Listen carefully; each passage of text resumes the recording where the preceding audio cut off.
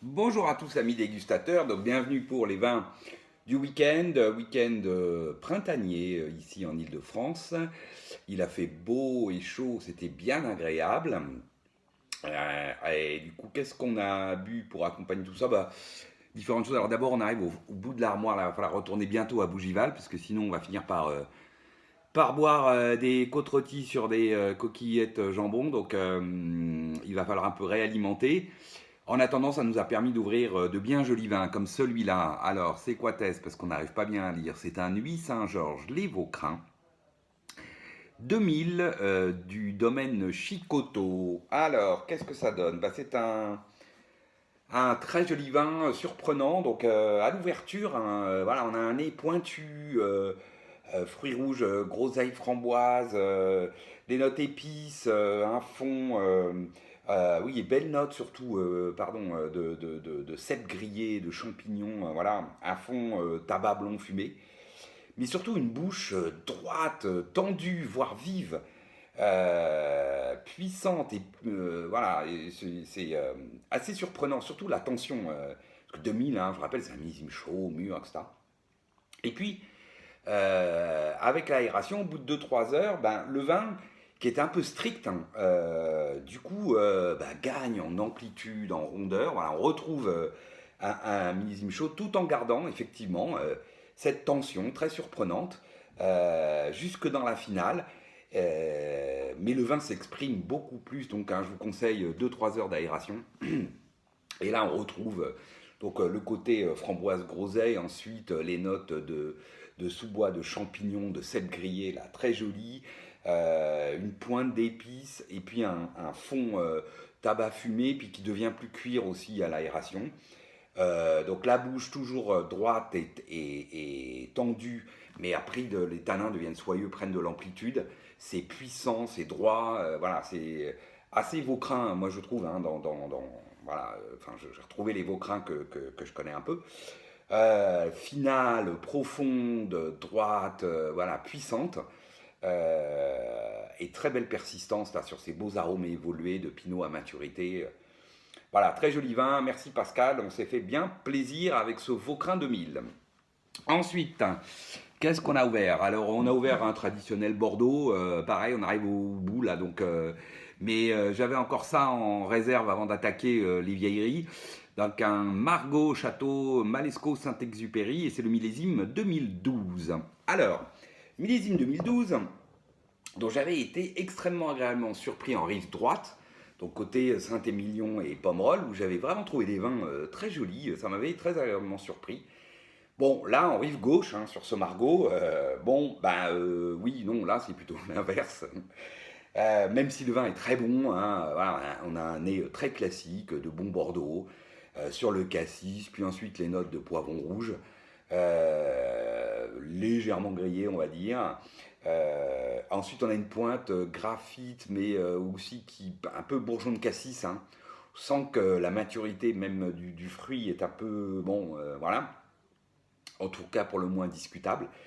À l'ouverture, c'est encore assez vanillé, hein, c'est encore marqué par l'élevage, la vanille. Par contre, on va dire 3 4 heures, puis surtout le lendemain, ça a bien disparu, hein, même complètement disparu. Et on a un fond tabac fumé assez classique d'un Bordeaux. Ensuite, on a une bouche charpentée, droite. Voilà, les tanins sont ronds. En finale, ils accrochent un peu. On sent qu'ils ne sont pas complètement pleins, complètement matures.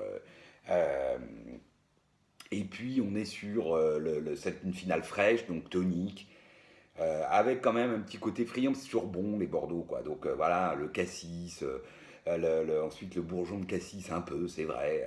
Le poivron rouge, un peu plus grillé. Puis ce fond de tabac fumé, voilà. C'est très bien fait, c'est très joli, mais il n'y a pas à dire 2012. Bon, c'est peut-être effectivement pas. En tout cas, je trouve moins réussi en rive gauche qu'en rive droite. Ensuite, qu'est-ce qu'on a vu? Ah oui, il y a un domaine que j'aime beaucoup. Donc le domaine des schistes, la cuvée essentielle, donc entrée de gamme, essentielle. Et donc c'est 2019. Voilà, c'est super. Voilà, 10 euros. Bon, ça, je peux que conseiller ça. Donc c'est bio. Alors je le dis parce que souvent on dit, ah, tu ne bois jamais de vin bio, c'est pas vrai, beaucoup de vins que je bois sont bio. Par contre, pas forcément nature, ça c'est un autre débat. Mais là, très beau vin, coulis de fruits plutôt noir, et puis ensuite qui évolue coulis de fruits rouges, belle note réglisse, enfin légère réglisse, la petite pointe de garrigue, un fond noyau amande, très joli, belle bouche. Pour un, évidemment, Côte du Roussillon, ça reste droit, élégant. Voilà, joli tanin soyeux, finale, fraîche. Hein, voilà, même 2019 en Roussillon. On a une finale fraîche, en tout cas, hein, ce sentiment de fraîcheur très agréable. Persistance, on va dire, bon, honnête, hein, c'est pas, voilà, c'est pas un grand cru, mais une jolie persistance quand même, très agréable, coulis de fruits rouges et noirs, les épices et le fond noyau, voilà, c'est très joli. Et puis alors après, on a ouvert son équivalent en blanc sur les légumes grillés. Et autant ça c'est très très bon, autant ça c'est excellent. Donc le domaine des schistes essentiel mais blanc. Donc alors ici hein, on est sur un assemblage grenache noir, ce qu'ils appellent Laudaner, Péloute et Carignan. Ici grenache gris, grenache blanc et Vermentino. Ce blanc des schistes est vraiment très très beau. Très joli nez de pommes granny presque. Les notes foin, herbes séchées, une petite pointe de fenouil très agréable qui allège, qui donne voilà, un petit côté frais, sur un fond typique d'amande. Voilà, belle bouche ensuite, droite, jolie matière ronde, mais c'est droit, c'est tendu presque. La pomme se fait presque plus citron, tellement voilà, puis c'est un petit côté acidulé extrêmement agréable, friand, avec ses notes foin humide, la herbe séchée, foin humide un peu voilà. Un petit côté aussi que j'ai eu coquille d'huître, ce qui m'a surpris. Je pense qu'à l'aveugle, voilà, il y en a peut-être pas mal qui seraient partis sur Chablis. Euh, le côté un peu fenouil qui est là, voilà, un petit peu de fruits jaunes, un petit peu de fenouil. Voilà, ça change, ça évolue. Et belle finale, fraîche, d'une jolie longueur, très agréable, très joli vin une fois de plus que ce schiste blanc essentiel 2019. Enfin, deux très beaux 2019, hein, en rouge et en blanc. Ensuite, bon, on a comme ouvert notre traditionnel 2019, bien sûr. C'était un.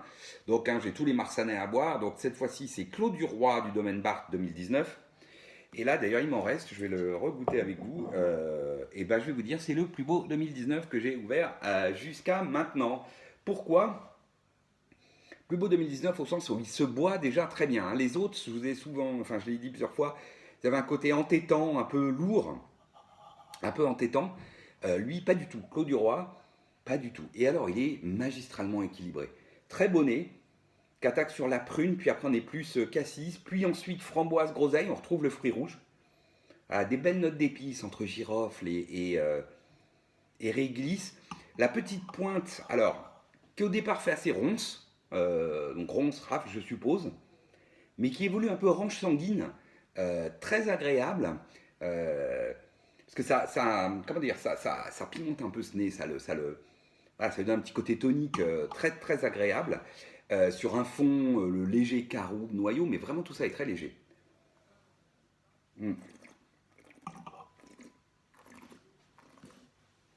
Alors, on a une très très jolie bouche, bien équilibrée, avec la fameuse fraîcheur de ces 2009 très surprenante. Les tanins sont magnifiques de soyeux, c'est charpenté, il y a de la structure en gros. Bien donc encadré par ces tanins soyeux, cette fraîcheur qui tient le vin tout du long. Les tanins sont diaboliquement précis, la fin soyeux, précis. Voilà. Et puis, finale fraîche et une longue persistance là, voilà, qui revient. Coulis de fruits noirs, puis coulis de fruits rouges. Les petites notes d'épices, la petite pointe orange sanguine, mais un petit peu ronce aussi, sur ce fond. Hein, alors, au fur et à mesure de l'ouverture, le fond se fait un peu plus présent. Hein, caroube, noyau, voilà, qui est un petit peu plus marqué. Mais donc un peu plus élevage, on va dire. Mais c'est juste super beau. Alors d'abord, on comprend pourquoi Clos du Roi sera un premier cru de Marsanais, parce que ça le mérite, mais très largement. Et puis je vais vous dire, moi, on est même presque à se demander, enfin voilà, c'est même le haut du panier d'un premier cru, hein, clairement.